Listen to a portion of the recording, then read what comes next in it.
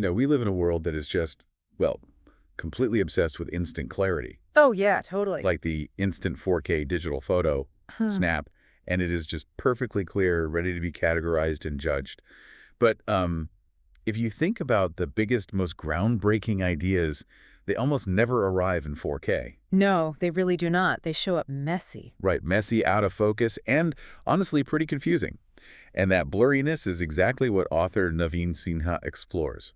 So today, our mission for this deep dive is to use Sinha's work to fundamentally rethink what intelligence actually is. And we really have to start with having the courage to tolerate that initial blur. I mean, if we look back at a quick recap of Sinha's earlier writings on this, he breaks down the feedback loop of the mind. Oh, right, where when a new concept hits you, it is usually pre-verbal. Exactly. You have to express it, observe it, and, tweak it multiple times to let the idea find its true voice. Take the physicist Michael Faraday. Okay, what about him? Well, when he first noticed magnetic phenomena, he didn't just instantly deduce the laws of electromagnetism. He actually spent ages just sketching the patterns of iron filings around a magnet. Oh, wow. So he just observed it. Yeah, he kept an open loop, basically letting the idea unfold organically without forcing an immediate, neat conclusion. So it is kind of like refusing to throw away a blurry Polaroid picture before it fully develops. That is exactly it. You just sit there and watch the colors slowly bleed into place. But, our urge to instantly understand things, to rush to a conclusion, it often kills those great ideas right as they're taking root. It does. And if individual ideas require that kind of time and open space to develop within one person's brain, well, we really have to ask what happens when we zoom out. Zoom out to what? To the collective.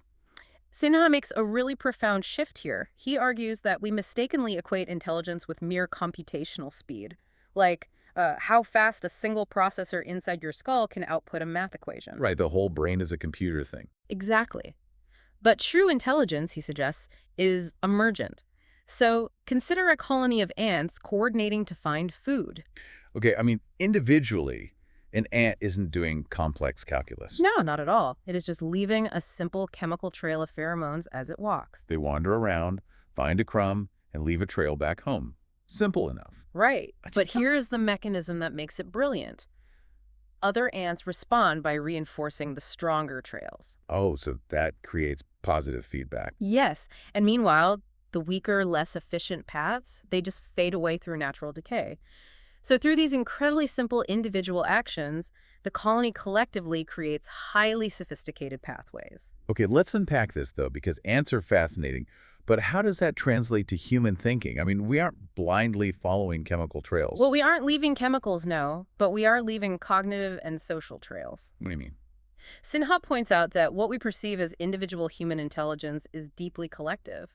He actually noticed this while facilitating these workshop brainstorming sessions. Oh, right. Yeah. Where someone might throw out completely random, witty, or even satirical remarks. Exactly. They aren't trying to solve the problem, they're just making a joke. So the joke isn't just a distraction. It is an essential ingredient. Yeah, the insight literally wouldn't happen without that specific collision. It is like when you are staring at a blank screen, completely stuck on how to word a difficult email, and a coworker makes an offhand comment about their dog. And suddenly, your brain clicks. Right. You know exactly what to write. That is the perfect example of shifting between what Sinha calls the layers of meta-intelligence. Yeah. He visualizes this as a pyramid. Okay, what is at the bottom? At the bottom, you have the output layer. That is you staring at the blank screen, trying to force the email draft into existence through sheer willpower. You are treating the problem as a closed system. But to actually transform the problem, you have to move up to the generative layer. Right. And the coworker's joke is what pulls you up into that layer. Yes, the joke disrupts your narrow focus. It provides a new input that your prepared mind uses as a catalyst. So you stop trying to force an output and start generating new connections. Exactly. And if we follow this to the very top of the pyramid, we reach the meta-awareness layer. This is the ultimate paradigm shift. How so? At this level, you realize intelligence is not a personal possession. It is not a trait you have or a tool you use to compete against others.